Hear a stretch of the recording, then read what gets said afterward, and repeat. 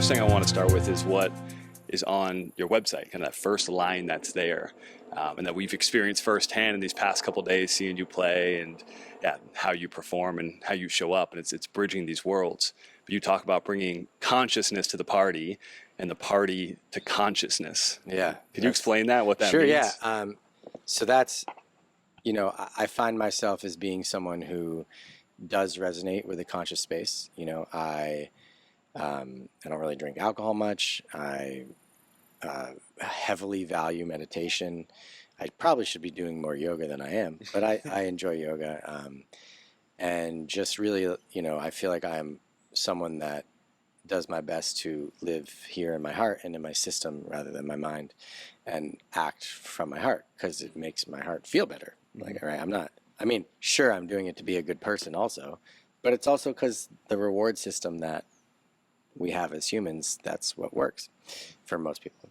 And so I feel like I've noticed that there has been a separation between celebration and consciousness. And the reason why is because in our society, I feel like a lot of people associate celebration with drinking, specifically drinking. Mm-hmm.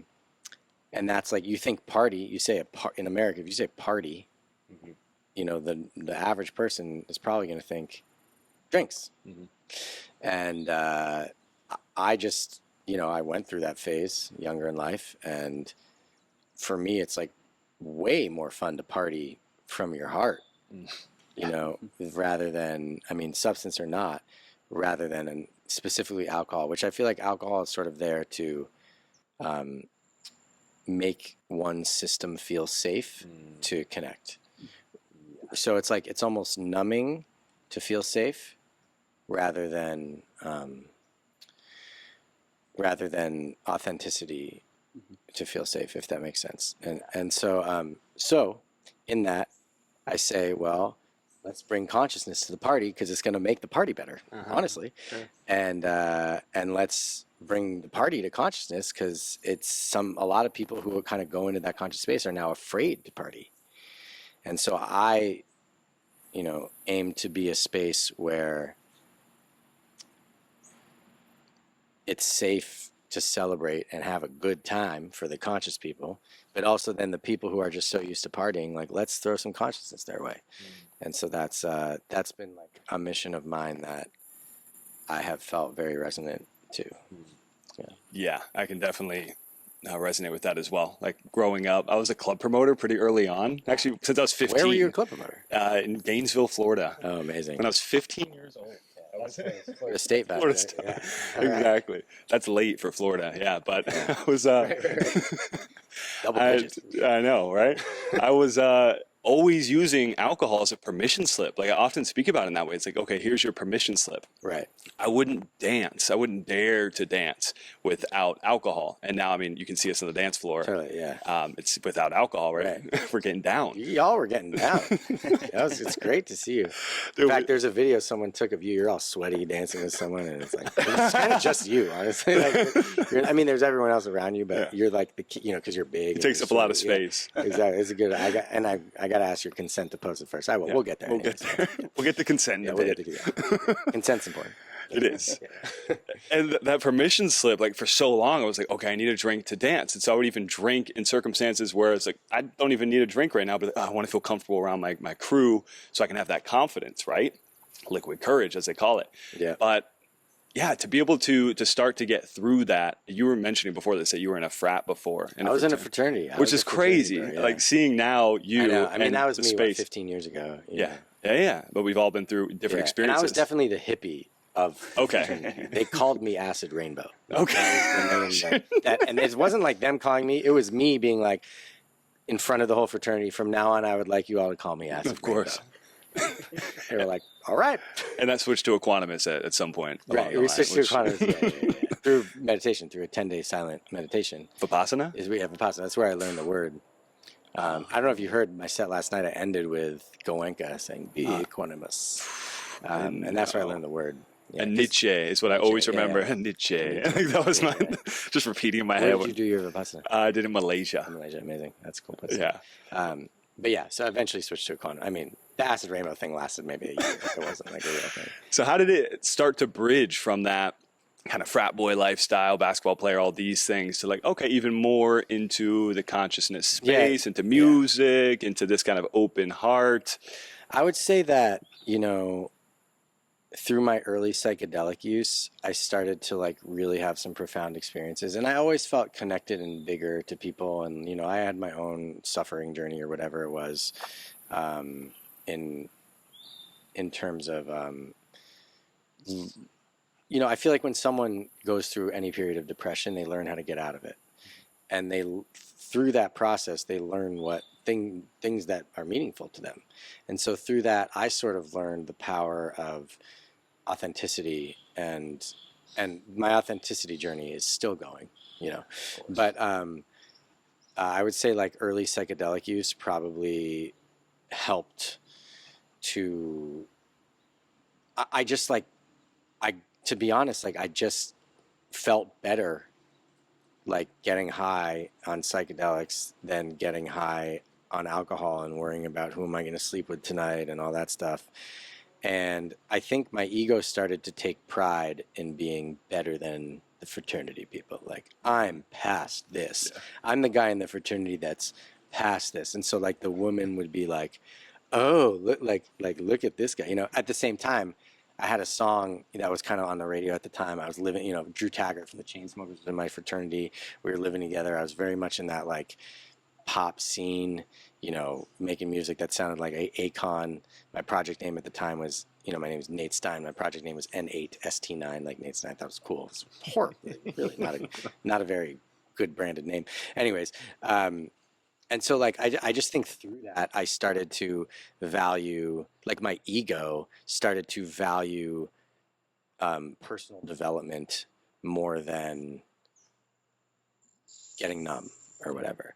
And so like I very quickly, like as college sort of was wrapping up, actually a friend of mine who was an actor started to kind of introduce these concepts to me of being versus doing. And like a lot, you know, I think some actors aren't, but I think a lot of actors are actually really conscious people because they get to experience themselves as nothing, as like a no self, to then play someone else. And so I learned that through some experiences, you know, and I also read Eckhart Tolle's Power of Now. And I have dyslexia, so I probably have read 20 books in my whole life. You know, I've listened to some on tape, but you know, I had just written a song called "I Am My Mind," which doesn't make any sense, and then I opened up the book to Eckhart Tolle and Power of Now, and the first line is "You are not your mind." And I was like, "Whoa, damn, yeah." And so I think through that book and the experience with like the actor and everything, you know, I kind of just took the total hippie route, moved cross country, lived cheaply for a while, you know, did my thing. And I really think after college, I think I spent like another 3 years in Santa Cruz, like doing another college without going to classes.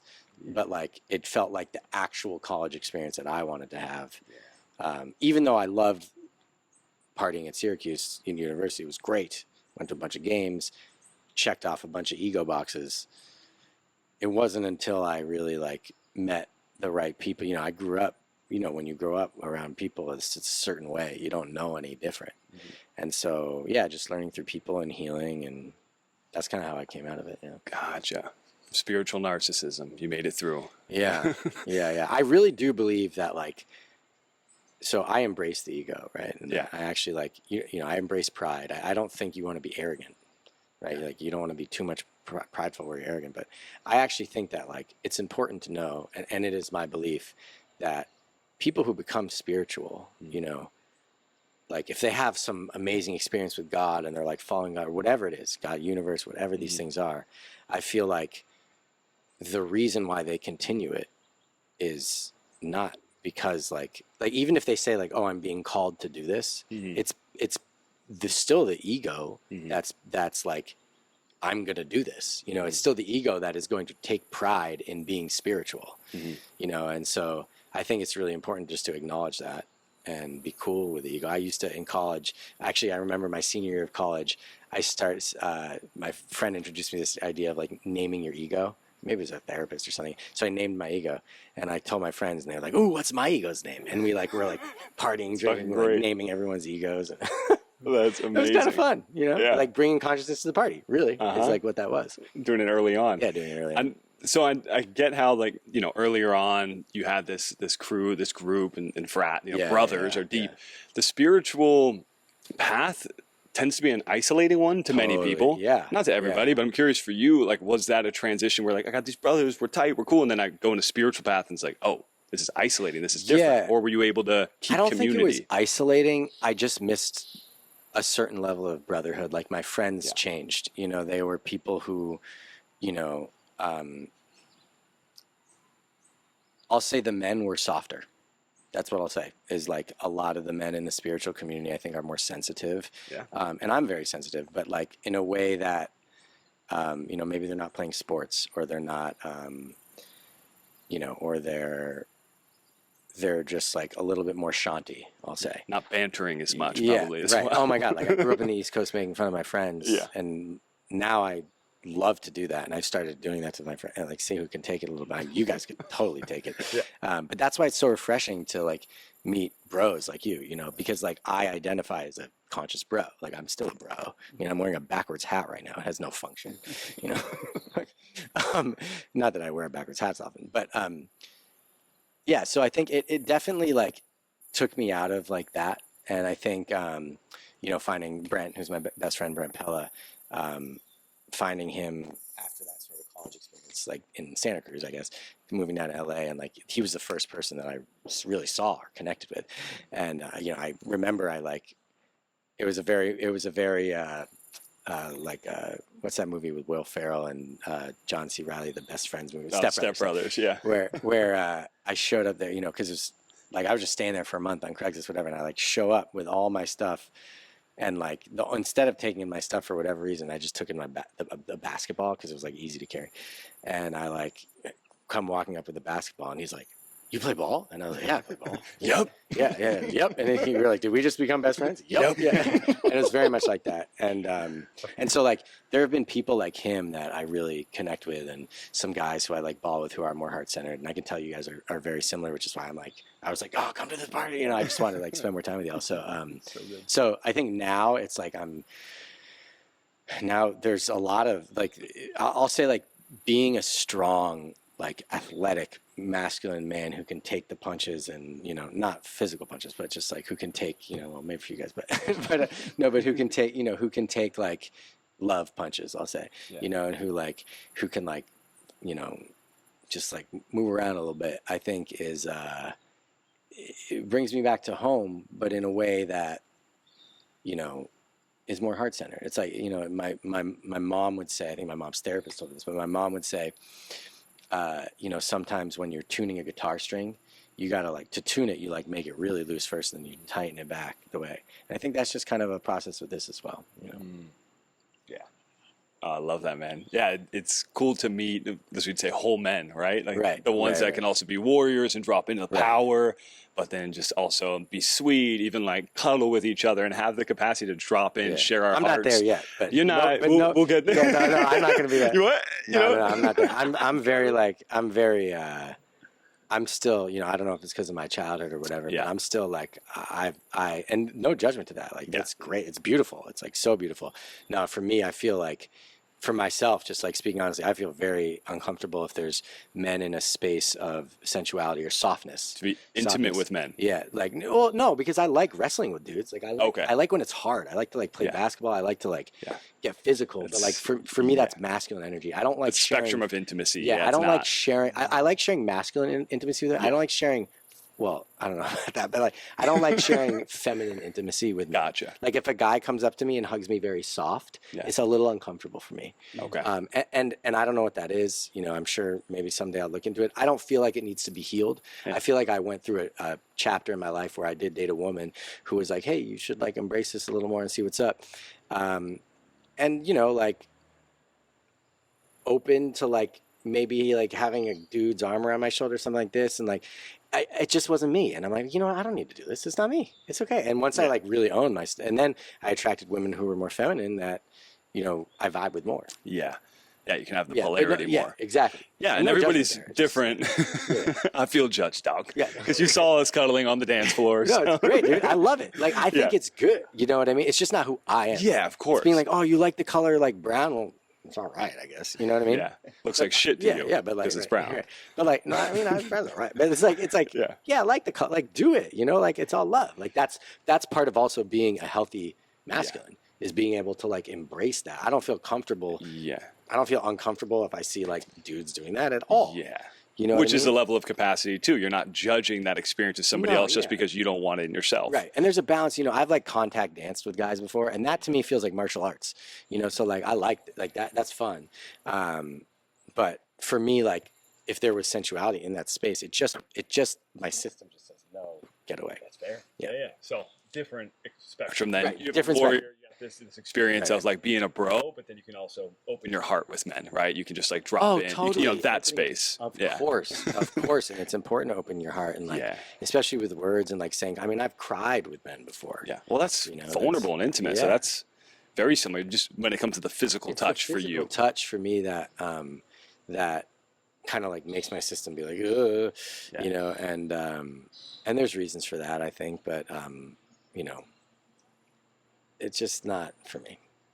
Yeah. It's completely fair. Skip to 40 minutes in the podcast. We're cuddling here. Right. Wait. Yeah, you're like, yeah, okay, see what happens. Let's shift gears a little bit. Sure. We've been dancing to 2 of your sets these last days. We loved your music. Thank you, brother. Since Yeah. way before this. We're super curious, and I know our listeners will be too, about the creative process, and we'll weave through this. But I have no idea. I'm not a musician, so let's just talk about, you know, if you want to share this new track. I don't know if when this comes out, but this new track that we listened to, we really love. Like, how does it come up? Yeah, it's all different. So, you know, there's a spectrum. I'll kind of go through it real quick. So, you know, I'm obviously like more known as Equanimous, but I also have a bunch of other project names, right? And Bliss Looper is probably my most like second popular one. It's actually, yeah. And that music is very easeful. So that music, I just, in my studio, I'll make a song in a couple hours and it's just like pretty. It's just like, oh, I don't have to worry about little things. It's just like, just do it for no stress, just like yoga music, chill background, whatever. And that stuff is pretty much like it just comes out and it's done. And then I've got like, you know, like piano music, which is similar as well. I'm currently working on a cinematic dance album, which I'm really excited about. It's kind of been years in the making. It's an 18-track album. Probably won't be out until 2026, maybe 2027. We'll see. But that is something that I've like been holding on to for a while. So a lot of these songs, I'll like think of the idea, or like there's one song that I still, I mean, I'll even say the little hook right now that I've had in my head for like years. I think since 2019, that goes, I've been working on my inner vibe, yeah. And there's more to that. And like that line has just been with me for so long, and I haven't done anything with it. And I'm like, why not? I don't know. I just trust, you know? And then at the same time, there's a song that like maybe I'll have someone come to the studio and we'll make it and we'll look at the release calendar and be like, oh man, we're gonna put this out in a month. You know, so there's a really wide spectrum. I think that because music is timeless, thank God, most music at least, that that it does, you know, it's really about when the song, I try to like feel the song and think and feel like, okay, what does this song want to be? What is the song asking for? With that being said, like when I'm actually going in the studio and creating, there are so many different ways it happens. Sometimes someone random on Instagram will send me a vocal hook and I'm like, whoa, send this to me on a click track so I can produce it. That's rare, but that's a thing, you know. Sometimes it's like, friend and I are like, oh, let's get in the studio and we'll just like create and do something. Sometime I'll like hear something and I'll be like in my brain or download or whatever. And I'll be like, oh, I gotta like do this. And yeah, I think like it's also been different with at the beginning of Equanimous. Like, you know, I was definitely more involved in like the technical little like mixing things and all this stuff. And now because I'm producing so much music, I just have a big team. So like, you know, for example, like that song, Desire, which I wanted to call Abundance, but I already have a song called Abundance, so that's happened a couple times, but it's okay. Um, it it developed because I was in the studio with Hyperlight, and we were kind of like, hey, let's make an EP, and um, I was like, I want to. At the time, I was very inspired by Skrillex's new material. I had just seen Skrillex live really close, and I was just watching his like doing all this really cool breakbeat stuff, and so I was very inspired by like breakbeat with bass, and and so I was like, hey, I want to make a breakbeat song with bass. And so we're like, okay, well, what, and Hyperlight is a better sound designer than I am. And I think it's really important as a successful producer to, if people are better than you at certain things, you don't need to spend 10,000 hours to be as good as them. You can just hire them and share your vision. It's a lot more effective. And then you're inspiring someone. And some people will judge that and they'll be like, oh, no, you should be doing all the work and all the work. And I'm like, I disagree. I think you do what you want to do and have fun. And like some people do, when I'm doing Bliss Super, I'm playing piano or I'm doing all that work, But like, yeah, with like specifically bass sound designs, there are people better than me. I can do it, but there are people better than me. And so that's why I wanted to work with Hyperlight, is because I really appreciate his engineering and production. When I come to the studio, I'm definitely known for being more of a songwriter. I play a lot of musical instruments, and a lot of producers don't play instruments. And so like, it's always a nice kind of place to meet there. And so with Hyperlight, it was kind of like, okay, what do we want the vibe to be like? I was like, well, let's do something like boom, boom, boom, boom, boom, boom, boom, boom, boom, whatever. And so like, he was like, great. And so we like recorded that, and then we just put drums in each spot to my beatbox, like where that was, like the closest sounds we could like get to that. Oh, sick. And then specifically with that track, he's kind of got an idea of what he wants to do with some of the bass stuff.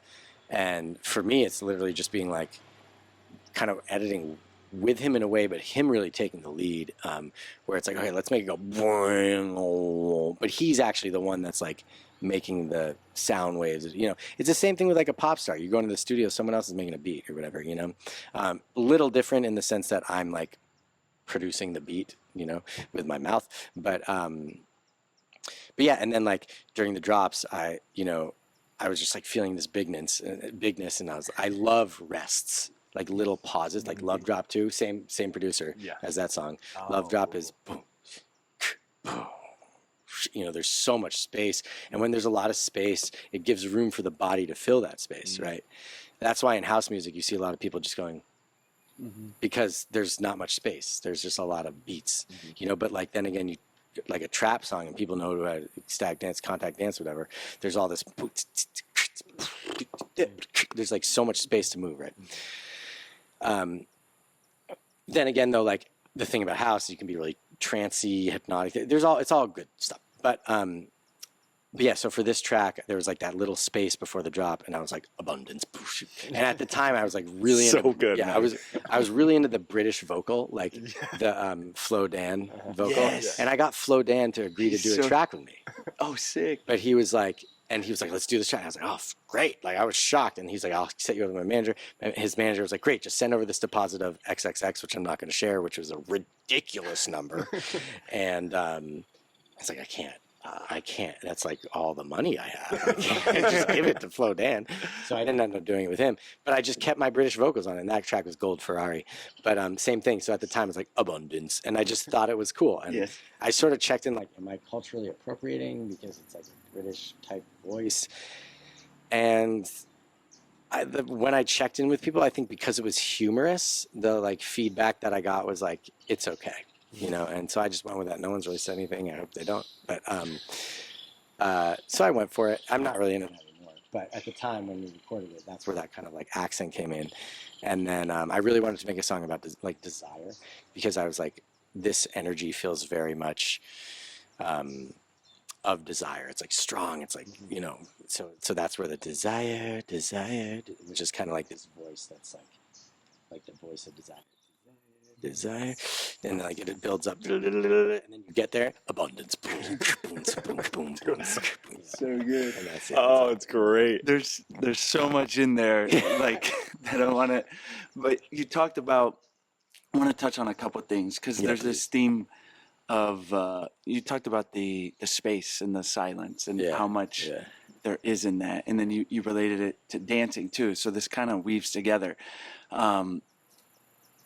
Talking about those pauses, but also when you're producing and let's say you put in a pause and you also dance, obviously, do you think about the music in relation to the people dancing 100%. to it? For a dance song, yeah. If it's like a pop melodic song and I'm getting an acoustic singer-songwriter to come on and we're doing some shanty thing for the yoga goddesses, which I enjoy too, I'm not as concerned about the dance aspect of it, you know, if it's for like listening or streaming purposes. But yeah, this is a dance song. I don't think a ton of people are necessarily going to like listen to this track in their kitchen when they're cooking. It's pretty heavy. Yeah. And so, yeah, it's all about the dance. And I do what's called a dance test. And this is actually something I taught Hyperlight where like instead of listening to the song, I'll like as we're going through it, I'll stand up and make sure my body's moving to it. Wait, we need to pause here. Because like that makes the, you know, it's the silence that makes the filling in of the music so much more powerful. You know, if you're listening to music for 10 hours or 24 hours or even more, 48 hours, you're going to be like, get it off. I want silence, you know, but if you're like in a space of silence or just hearing nature, there's whatever, and all of a sudden some beautiful music comes in, it's the contrast of that like really creates that profound effect. Amazing. If you need any new dance testers, you know, just Right. We can test. Right. I'll fly in from Costa Rica. Come in, I need someone to check this out. just come in. Yeah. Okay. There's no one here in this completely full Nevada City ecstatic dance space who are some of the best contact dancers in the world. I don't think I can get that in. I think I need you guys Fly from us Costa in. Rica. Fly us in. Oh no, it's super cool to hear because we have, you know, we host the Sunday Ecstatic Dance in Osara, as I told you, and you know we have so many DJs that come through, and you can see which DJs are dancers and which ones aren't, and I think that's super interesting based on how they weave the music. Sure, Like, oh, this person, you know, just DJs. And it can be awesome, but you can tell it's like, okay, the rhythm doesn't, I don't really go on a journey with my body. Sure. It can sound amazing, but I can notice it doesn't feel like I can fully dance to it. Sure, yeah. But the people that are dancers, and you know this too, there's a few in particular that are really beautiful dancers. And how they play, it's like, oh, my body can just move. I don't have to think. I don't have to try. It's just effortless movement. And it's super cool that so you've been a dancer for a while as well. Like how did dance and music? I mean, not like trained at all, but I think I had a partner years ago that was really into contact dance. And she taught me the principles and how to connect energetically and follow an energy rather than something else. And then from that space, just kind of, learned how to dance. I don't think I'm like some exceptional dancer. I also, where I live in Nevada City, for whatever reason, the dancers there are exceptionally profound. I think Northampton, Massachusetts is probably the only other place I've played that has the quality of dancers. Ubud in Bali a little bit too, but I would say specifically those three places, and mainly Nevada City. You know, there's multiple contact dance classes happening every week. It's just dance is very, very welcomed. And also, like, I think specifically with contact dance, it thrives in very like polyamorous communities. Now, I'm not necessarily a polyamorous person, but the communities in Nevada City certainly embraces that, I will say. You know, not everyone's like that, and so it encourages more of a safe space for dancing, honestly, because not all partners want their partner to go dancing with other people. And I get that. But yeah, so I do feel like dance has kind of always been in my system from an early age, but it sort of got a little bit more training later on, and now it's just kind of part of my, energy. I can see it. It's like this unspoken language as well, and this language that goes across continents, like anywhere in the world. You know, Totally. Body language and the ability to dance with people and move with people is such a gift. And music that gives you the opportunity to do that transcends language, and we get to drop in together and move. Is such a gift, man. Yeah. And we see it all the time here. We're in Costa Rica, right? And we'll be dancing with ticas, and it's international community. Are people doing lots of contact here in your dance? Or? Yeah, we used to start the ecstatic dance with contact. That's how we started. It's actually a Costa Rican guy that came in, and we would do 30 minutes of contact, then an hour and a half of ecstatic. Now we do sometimes contact, just something that warms up the body, and then we go into a DJ for ecstatic. But yeah, we used to be contact to start because it just kind of drops the walls that we have around connecting. So then the ecstatic is so much higher and open. It's like, cool, if we want to stay in this connection, we can, or if we want to do our own thing, we can. But now we know we have that capacity. The ice has been broken. We're good. We're here. We're melted. We're in. And so that just gives you permission in the body, right? But it's something that I love experiencing. And music like yours really gives permission. Talk about permission slip, good fucking music gives that. Because it used to be alcohol for me, but now when the right music comes in, the right permission for my body comes in, it's like, okay, we're going to move to this. That's beautiful. Are people playing halftime stuff at these dances, or is it all just 4 on the floor? Because I could imagine... Halftime is what? Instead of boom, boom, boom, boom, half the time, boom. Sometimes. There's a couple of DJs that actually do that in particular. We need more. There could be more, though. In some of the places where I am, you could have an ecstatic dance set with no 4 on the floor. No house music. Yeah. It usually has some, but I was just curious because in some places I've gone, like Bali too, and here it's there's such a heavy priority on 4 on the floor, meaning 4 beats, boom, boom, boom, right? Because it's a safe space for a lot of people, and I'm just people where I am don't really like that very much, to be honest with you. Now, there's a total house scene where I live too, for sure. But just in terms of a contact dancer, they're going to be more into stuff where you can move in the middle of beats, or do some zouk or whatever. So I was just curious if... Yeah, that spaciousness that you're talking about, those little gaps, a bit of stillness. Not a lot of DJs. There's a few I can think of. There's 2. I'm like, okay, we have 2 that kind of come through regularly. Do either of you DJ? Not yet. Yeah. But we're going to... Bass Bros is coming soon. Bass Bros. It'd be so fun. It's coming soon. Nice, Bass Bros. I love that. Yeah. Yeah, no, that's so interesting. You mentioned I've never heard halftime and that, that it's a safe space when there are no gaps. But then when there's those pauses and if you do dance and are comfortable, it is more spacious. For sure. Right? And a lot of people don't know what to do when there's that halftime stuff because they're used to being to the beat. Wait, where's the... they're not just going to go... Yes. With their head. They don't know. They're used to doing it on the beat. So, it is... Yeah. It's an interesting balance. You got to balance it. Awesome. So we talked before the podcast, but a little bit... I want to say your comedy because you are funny. I know you're not billing yourself as a comedian. Yeah, no. We just watched the one on landscape where you're vibing to my new song and you're just flipping a stick in the field. It's fucking great. Thank you. And we love that. Ryan's funny. I think sometimes I can be funny. Right.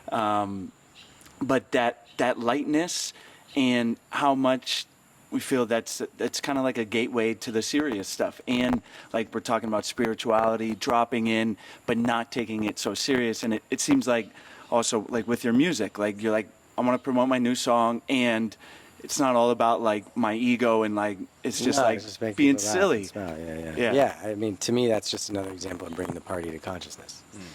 Comedy's the party. Even when we have parties and stuff, I'll sometimes go around and be like, hey, you want to hear a joke? I have a weird skill where, and maybe it's just because of practice, I can just make up jokes on command about anything. So I'll say, hey, you want to hear a joke? I'll say, sure. I'm about what? And say something, and then I'll just make up a random joke about it. And that's something I like to do, just to implant little fun energies into me. And it's comedy's super important. Laughter is healing. Oh, it's so awesome, man. And you were talking about Brent Pella, and those of you who don't know, he's a spiritual comedian. Right. I think he would call himself that. I think so. He's, Seems like it. Yeah, he definitely became more spiritual. He had it in his system. He grew up, going to Grateful Dead shows as a kid and all this stuff. But he was a bro like me, and I think I definitely introduced him. He had never been to a conscious festival or nothing like that. Hadn't taken medicines, and I introduced him to all of it. There you go. And now, and I think really what I did is just help him find his own spirituality there, which he had, but it's just different, And I think that he saw that there aren't many spiritual comedians. Yeah. You know, JP Sears is one who now has become a political comedian. And, you know, Brandel tour with JP sometimes, and JP's a nice guy, but he's also become very, you know, very, very political, which is, you know, being political can be great because you're sharing your beliefs and everything, but it's also you're excluding people. You know, you're excluding people, and that's a whole other thing. But yeah, I'd say it's probably a spiritual. Yeah, and it's amazing to have comedians like that. That's something that would be so serious to so much of the population. It's like, let's bring humor into that. Yeah, can you speak to that and like why that's important to bridge those worlds? Yeah, so like, you know, I have a belief that I think some people would disagree with, which is that I think that a lot of people go through trauma, right? Obviously, as privileged white males, I mean, we're privileged white males. You know, that's a real thing. We're in our world. So it's not a big deal to make fun of us. Like, we're used to being like, you know, calling each other soft or whatever it is, like, and just like, you know, being like, yo, why, you know, oh, you're playing basketball? What are you, Equanimous or whatever? Like, whatever it is, you know, just like things like this, you know. They're like, we can make fun of each other and there's no big deal because we have that privilege. And a lot of people that you also make fun of, it's super triggering for them. Like, you know, there's a whole, you know, it's like some comedians are afraid to make gay jokes or trans jokes or whatever. And I get it, because they're like, you know, you don't want to pick on people that are going through a tough time. I believe that one of the higher forms of evolution amongst groups is being able to be picked on, like, without feeling a trigger. It shows like, hey, I'm strong enough to know that this is a joke. You know, there's like a joke, or like people are trying to, like, I don't know if people are actually doing this, or sometimes a joke about it. It's like bringing back gay jokes. You know, like, it's time. Like, people made gay jokes. It was extremely insensitive. Then they stopped for a while, and now it's like kind of totally fine to be gay. It's like everybody's gay in a way, you know, or whatever. There's a spectrum. I mean, you guys are a little more gay than I am. But, you know, When we're honest about it. Right. But and the point is like, I feel like, for me, if I'm envisioning like true gay pride and being able to, you know, even though I'm not gay, so I can't really say this, but I feel like if we can get to a place where all groups of people can be made fun of equally, they won't be triggered about it. You know what I mean? That being said, we're not there right now. And, you know, you shouldn't be making fun of certain groups and people, and that's real. But to bring that into spirituality, I think the spiritual community has just reached a point where we can take it now. You know, like, we can take the silly yoga jokes or whatever. Now, some people still can't. Like, trust me, like, there have been people a lot of people can. reached out, you know, not just to me, but to Brent specifically, who have been like, you're insulting this statue or whatever it is. And the thing is, like, okay, so maybe we're not all the way there yet in spirituality, but spirituality is becoming a privilege. Wouldn't that be an essence of true spirituality, right? The playfulness. The playfulness, right. The human experience so serious. Totally. Being so attached to the things, right? Totally. Non-attachment is kind of a root of a lot of spiritual practices. Right. Yeah. So playfulness is literally non-attachment to what is, and allowing humor in it. Yeah. And seeing the cosmic joke in it all. I think you're right. That's And a lot of people, I think most people in the spiritual community embrace it. I think so. You know, it's funny. It's like, oh, look, they're picking on me. Fun. Yeah, why not have fun with it? Yeah. And last night, just popped into my mind the sushi song. Sushi, yeah. Very excited about So playful and me good. Ruby, and yeah. Because I love sushi. I mean, organic, of course. I only know one organic sushi spot, but I mean, fish can be organic or not, but like Fair the rice trade, can be organic. all the and things. the seaweed and everything, the avocado. And so, like, you know, we actually partnered with, I don't know if partner's the right word, a sushi restaurant that we go to all the time and spend a bunch of money, Ruby and I, who Ruby Chase sings a song with me, who's also my ex-partner, and we're great friends now. She lives 15 minutes away, and we went to the sushi place and we filmed a bunch of content there, and we were just like, we're just gonna make a song about sushi, and so we did it, and it's fun, and I haven't released it yet because, you know, that's another one where, like, a song like that is only gonna really work if it goes viral. If it doesn't go viral, who's gonna listen to a song about sushi? You know what I mean? So like, we have to be really strategic about how we release it. So we're just kind of pausing on that for now, and it'll come out when it comes out. Yeah, sushi's time. It's a fun ecstatic dance song too. I could see it, like, when we were dancing. It was like, this is fucking great. We're all just like, sushi, like, singing it together. Yeah, it's got it's more. It's a little more than the 4 on the floor. It's got the 4 on the floor, but a little more with some extra bass notes, and I think it's a fun track. Yeah. It's so good. I'm curious about when you're playing live, because often I don't know what's happening for DJs. I don't know what's real and what's not when they're turning knobs, and how much of it's actually being mixed live, how much of it is pre-mixed. You seem very engaged. I'd say with what you do. 99% of DJs mix live. The whole pre-recorded set, you're going to get such a judgment on it. Now, there are like huge pop stars on stadium levels where like you cannot risk mixing anything. Where you just have your pre-recorded set and someone will sing on it, whatever. I think most DJs plan their sets. You know, some of them plan them song by song to a T, and they're like, they know what they're going to do with the whole entire track, no matter what, they're not changing up. Some will have like a couple of options where like, oh, maybe we'll put on this song depending on the thing. I used to do stuff like that. I just found that for me and my style, because all of my music is so, I mean, I have ambient songs, I have classical songs, I have down-tempo songs, I have house songs, I have bass songs, breakbeat, whatever. There's so much that it really is so dependent on the energy. In fact, you know, the two sets that I did, so I always just make it up as I go. Usually I know what song I'm going to play first about 5 to 20 minutes before, and I just start from there, and then I'll just go song by song based on the vibe of the people. Good example is like the first night when I played for y'all, you know, there's more people there. There was the energy felt a little bit like what's going on because the festival had to move and all these things. And so I played a really heavy set. I played a pretty heavy set. You know, not as heavy as I would at like opening for Ellis Dream at Red Rocks or anything. You know, that's I can only play bass. But here I played a pretty heavy set. And I think people really liked it. They were dancing a lot.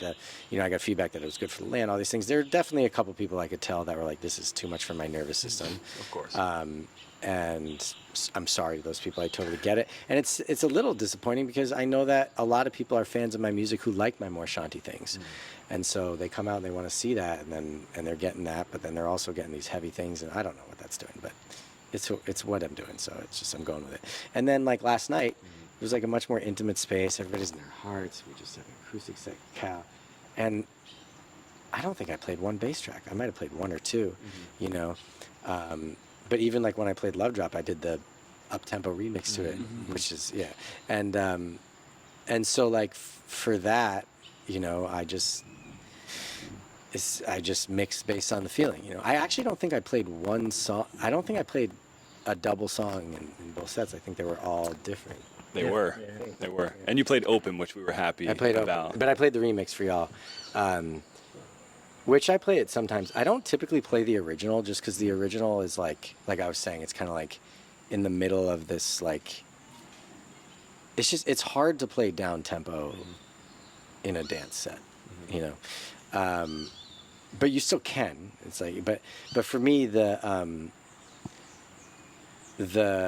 I'm gonna play like a down tempo track, I like it to like really open the heart, and I actually do feel like the Aerotime remix of Open opens the heart for me more than the original.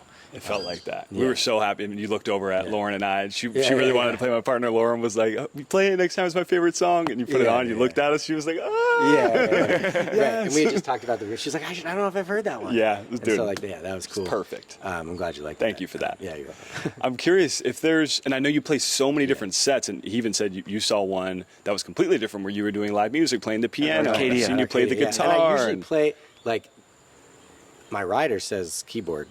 I just don't think they had one. But I love these guys, so whatever. So with all these different varieties of sets that you play, I'm curious if there's any like pillars that make a good set or that make a good experience for people that you have, conscious or not. I think it's all about the flow. Okay. And part of my vibe is surprise. I like to surprise people.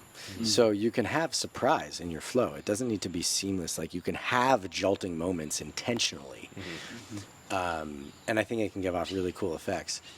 But, I guess, I mean, the theme is probably dance.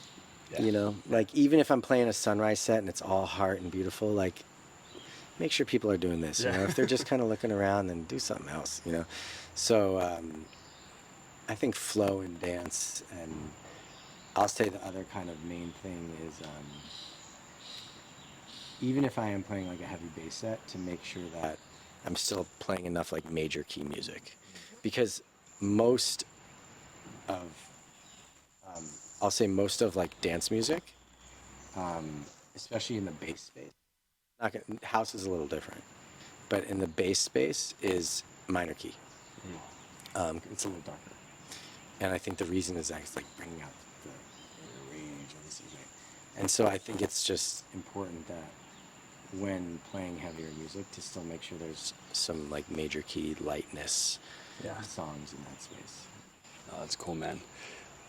I'm curious, the space for you, like keeping inspiration as a creator, as any artist or any creator of anything. How do you stay inspired versus being stagnant? You mentioned plant medicine, you mentioned connection to nature and these things. Obviously, those are inspiring things. Yeah. But for you, do you have certain ritual around it? Do you have things that, keep inspiration in your life? Like, how do you not stagnate as an artist, as a creator? I think there's two main answers to that, of what's coming up now. One is like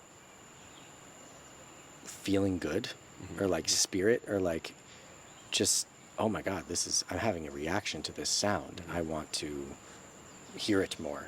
Like I want to build on it. And I think that more and more like really like orchestral things are inspiring that in me, and like really like that combination of organic sounds, piano, strings with beats. Like I've really been loving what Chiasmos is putting out. I don't know if you listen to Chiasmos at all, but they do this. I played one of their tracks last night. They're just beautiful, beautiful music, and I like so that's inspiring to me. Like just sort of the feeling of openness and God and love, universe, spirit, like that visceral feeling we get that feels really good.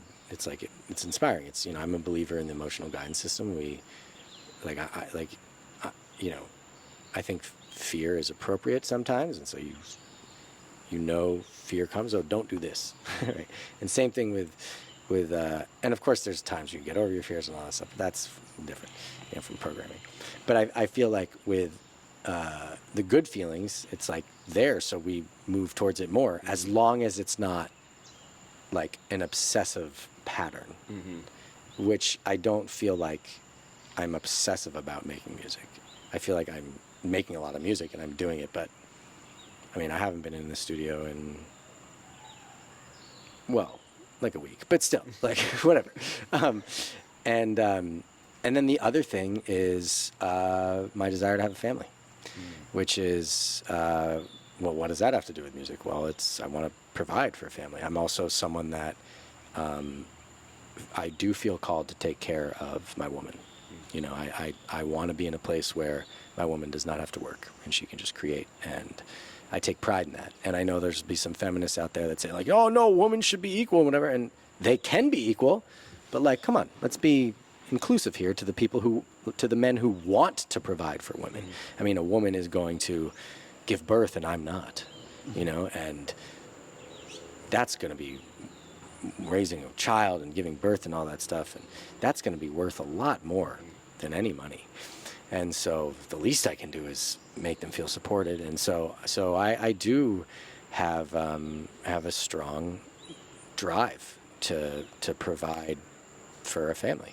And so what that looks like, if I haven't made music in a while and I'm not inspired, I think about that. I think about paying off my house, and just going on that flow. And I'm grateful enough to be able to have purchased a house with Spotify streams. It's super cool. I'm very, very blessed, and I still got paid off, and so I'd say, the two main things are like feeling good, and just that feeling of whatever you want to brand that as, and to be able to have enough finances to provide for family. I love that. I call that following the frequency. Follow the frequency, man. So good. But having something bigger than yourself, I think that's such an important inspiration to have, because like you mentioned the ego, right? It's like, okay, that's there, obviously we know, and we're going to do things for ourselves, but we have something bigger than ourselves. We have that future unborn child or current child that's going to drive us so much harder and longer than, I'm gonna do it for me, because if you're not inspired in the moment, it's like there's got to be something bigger than the current instinct block. to provide. It's the instinct, the masculine instinct to provide. We're built this way, like we're literally built this way. It's our biology. Like, to me, if you don't follow that, if it feels true for you and you're not following that, you're not aligning yourself with God or spirit or the universe, however you identify with that greater than yourself entity. Yeah. You know? Do you ever think about like legacy, like leaving behind? Because you talked about this, how music will just last, right? There's no expiration date on music, and this is something that'll be there forever. I don't. You don't? I'm not really concerned about it, to be honest with you. For me, I'm more concerned about leaving financial support to a family, if anything. You know, I think that there's so much music out there, and eventually over time, there's just going to be, I mean, it's just, especially with AI and all these things. But I guess, no, I'm not super concerned about that. I also have, released thousands of songs through my label, and myself, I've probably released between all my projects, maybe like 800 or 900 songs. Mm-hmm. So like there's plenty to choose from. Like I'm not tripping about, like, it is what it is, I guess. Yeah, I just think about the ripple effects of your music in particular, because there's so many people that just put out music, but your music really seems to be rooted in love and rooted in real creation. Yeah. And we could have the AI conversation around like, it can duplicate things. Yeah. And I don't vibe with it. There's some frequency specifically about an AI voice that it's the same thing as like being physically close to a guy. I'm just like, no. It's the same. Yeah. But some guys like that. So some people might like AI music. It's just really not for me. Yeah. And I actually, at the same time, I'm grateful to it because I think it's going to get someone like me more fans, if I'm being honest, because it's creating more polarity. Yeah. It's like if you're listening to AI over and over, then you come and you hear a beautiful feminine voice on an Equanimous track, it's going to be better than if you didn't listen to the AI first. You know what I mean? Mm-hmm. I don't know if that makes sense, but. Yeah. Well, just speaking back to the love of what you're rippling out in your music, like, you may not consciously think about a legacy, but the legacy is already felt of your music. When people hear your name, people that are in our community do feel, they're like, like you say Equanimous, people just feel something. And that's a legacy in itself. It's like, you don't have to die and then thing has to live on. Be honest, like the legacy is the ripple of love. That. You know what I will say I have thought about legacy-wise in a way is the name Equanimous. Because like when I was choosing my name, I wanted to make sure, I was comparing myself to the Chainsmokers because they're friends, and I'm like, they're the people who I've seen had the most success, and I definitely went through periods of like envy and jealousy or whatever, but now they're just my friend, and it's all great now. But it's a horrible name, the Chainsmokers. It's such a bad name for a group. One of them doesn't even smoke, so it honestly inspired me to make sure that I was choosing a name that I wanted the name that I choose to be something that actually, just by knowing the word, supports enlightenment. Yeah. And I feel like equanimity and being equanimous does that because it brings a sense of, equanimous. To be equanimous means basically to have a balanced, even mind, to be equally non-reactive, both to fear and joy. It's a lot easier to be non-reactive to fear than it is joy. If you're feeling joy, you just want to be like, ah. Imagine being like, don't express this joy. But the thing is, if you actually, you still want to express joy and celebrate. I'm all about celebration. But the more joy that you can feel in your system and love without acting on it, the more you can receive. And so I love that word equanimous. It's very peaceful. I sort of asked permission to use it in a way. I'm pretty sure I got a yes from Spirit, but I mean, who knows? But, and so for me, I just wanted to spread that word. It's ironic because I do smoke almost every day, but, all organic, all the things. Of course. But, so I sort of am a chain smoker, but I do feel that is a legacy I do want to leave. Yeah, and that ripples out and it's felt. Well, that leads beautiful into the closing tradition of the podcast of, to you, what does it mean to be whole?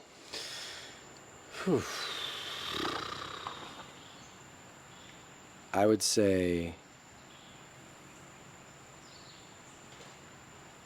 to me, to be whole, truly whole,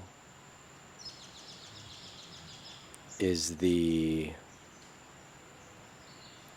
full acceptance at every level, cellular, mental, energetic, physical, the true acceptance of your identity as nothing. I think for me, wholeness is about being able to experience yourself as a big ball of nothing. And in that experience of really, I don't know if I'm using the right words, but like really being like nothing, like just with fully as you are authentically and being present. I think that to me, that is the most human version of being whole. I don't know if that makes sense. Did I make sense? Makes sense. That makes sense. I felt that. Yeah, you felt I that. felt that, Good. brother. Okay, I felt good. that. Well, that's that emptiness to be Yeah. filled. Yeah. So yes. So good, brother. Cool. Thank Yeah. you for coming on. Oh, thanks for having Thanks, me. brother. I appreciate you. Such a gift. Yeah. Thank you. Guys. Thanks, Yeah. man.